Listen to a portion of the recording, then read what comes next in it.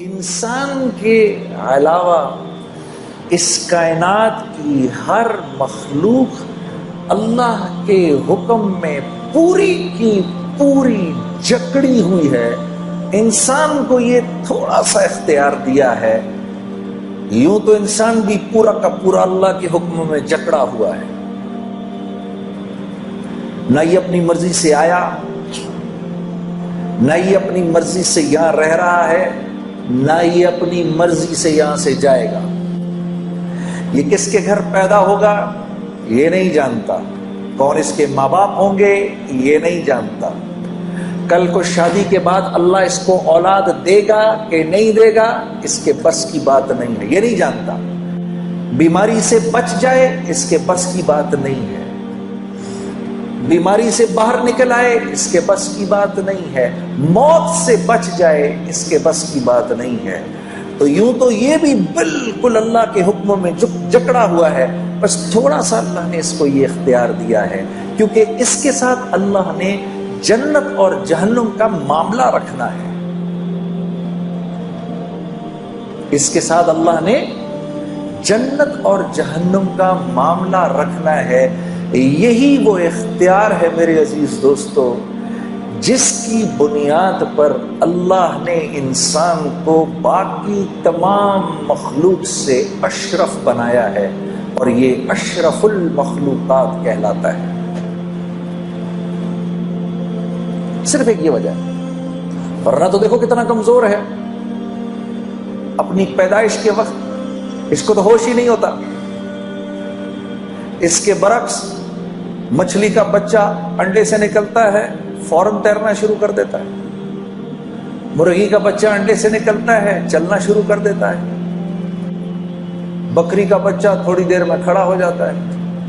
یہ تو 6 سال تک ہوش پہ نہیں آتا. جسم کا ایک ہلکا سا درجہ حرارت بڑھ جائے تو بیمار پڑ جاتا ہے، ذرا سا کم ہو جائے تو بیمار پڑ جاتا ہے، تھوڑی سردی زیادہ ہو جائے تو بیمار پڑ جاتا ہے، تھوڑی گرمی زیادہ ہو جائے تو تکلیف میں آ جاتا ہے. یہ تو بہت کمزور ہے، لیکن اللہ نے یہ جو اس کو اختیار دیا ہے یہ اس کے باقی تمام اللہ کی مخلوق پر اس کو منفرد کرتی ہے. پھر اللہ نے فرمایا فَأَلْهَمَهَا فُجُورَهَا وَتَقْوَاهَا. میرے بندے اس بات کو ذہن میں رکھنا کہ تیرے اوپر ہم نے اس بات کو الہام کیا ہے کہ تو صحیح اور غلط کے فرق کو سمجھتا ہے. یہ نہیں کہہ سکتے ہم اللہ کو ہمیں پتہ نہیں. کچھ چیزیں ایسی ہیں جو انسان جانتا ہے. جھوٹ ہر معاشرے میں برا سمجھا جاتا ہے، وہ مسلمانوں کا معاشرہ ہو یا غیر مسلموں کا معاشرہ ہو، جھوٹ ہر جگہ برا سمجھا جاتا ہے. بےایمانی ہر جگہ بری سمجھی جاتی ہے، خیانت ہر جگہ بری سمجھی جاتی ہے، ظلم ہر جگہ برا سمجھا جاتا ہے، قتل و غارت ہر جگہ برا سمجھا جاتا ہے. بالکل اسی طریقے سے ہر معاشرے میں سچ پسند کیا جاتا ہے، امانت داری کا مول ہے ہر معاشرے کے اندر، امن و امان ہر معاشرے کی چاہت اور پسند ہے، رحم دلی ہر معاشرے میں پسند کی جاتی ہے. تو اللہ فرما رہے ہیں فَأَلْهَمَهَا فُجُورَهَا وَتَقْوَاهَا.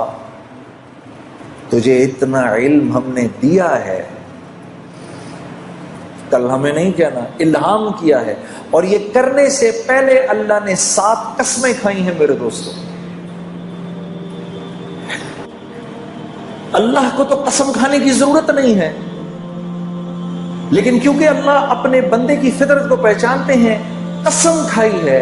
7 قسمیں کھائی ہیں، زمانے کی اور وقت کی قسم کھائی ہے، کیونکہ اللہ جانتے ہیں میرا بندہ وقت کی اس کے ہاں قیمت ہے. ہم نہیں کہتے میرے پاس وقت نہیں ہے، تو اللہ جانتے ہیں کہ وقت کی اس کے ہاں قیمت ہے، تو قسم کھائے وَالشَّمْسِ وَضُحَاهَا وَالْقَمَرِ إِذَا تَلَاهَا وَالنَّهَارِ إِذَا جَلَّاهَا وَاللَّيْلِ إِذَا يَغْشَاهَا وَالسَّمَاءِ وَمَا بَنَاهَا وَالْأَرْضِ وَمَا طَحَاهَا.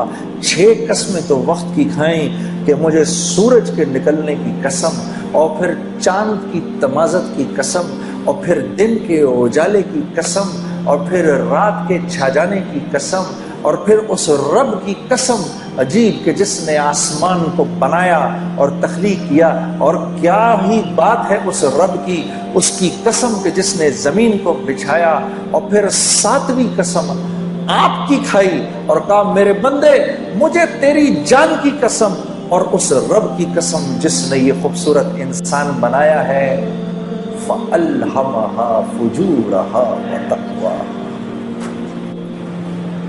جو اختیار تجھے دیا ہے وہ کسی کو نہیں دیا۔ لو انزلنا هذا القرآن على جبل لرأيته خاشعا متصدعا من خشية الله۔ جب ہم نے اس قرآن کو پہاڑ پر اتارنے کی کوشش کی، کتنی مضبوط چیز ہے،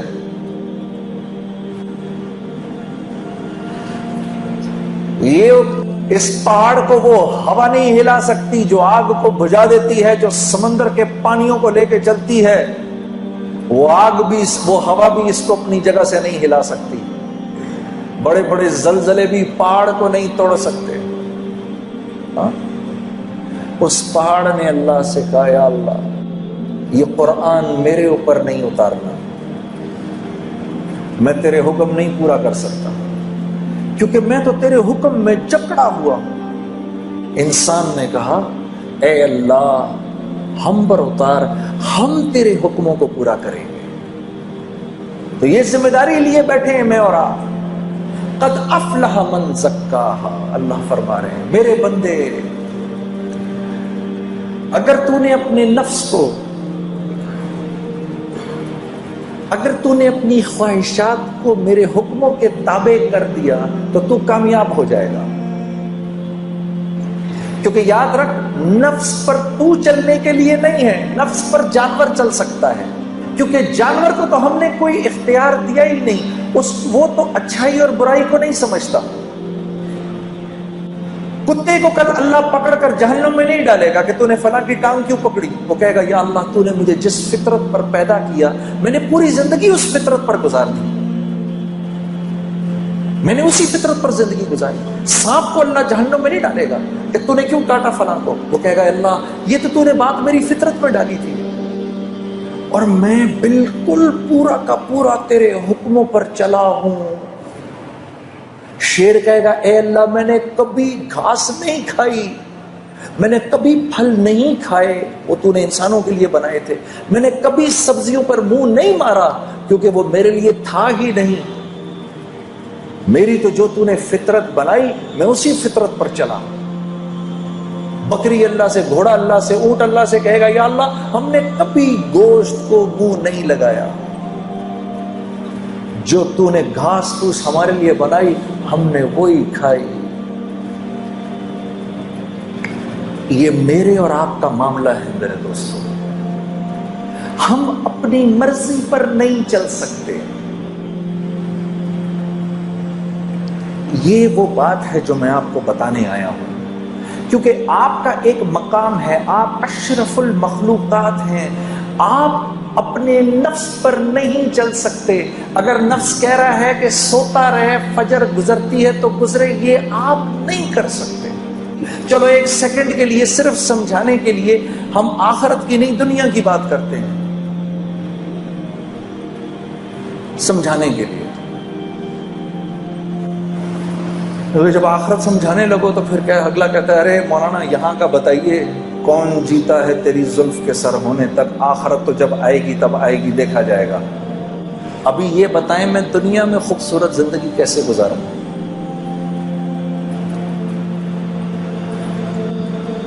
کل کراچی ایئرپورٹ پر جب میں یہاں آ رہا تھا تو ایک بھائی میرے پاس آ کے بیٹھ گئے، ہم مسجد میں نماز پڑھنے لگے تھے تو وہ میرے پاس بیٹھ گئے، مجھے کہنے لگے مجھے بتائیں میں دنیا میں ایک خوبصورت زندگی کیسے گزار سکتا ہوں؟